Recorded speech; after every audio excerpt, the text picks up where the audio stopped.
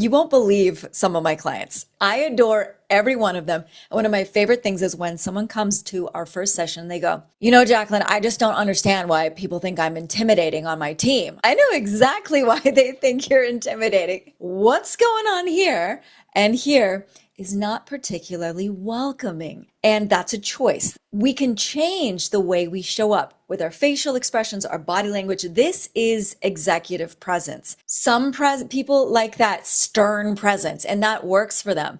But if you keep getting these comments or this feeling inside of, I feel disconnected, I'm not able to communicate what I feel inside because what's going on the outside, that's the work that I do with a lot of my clients.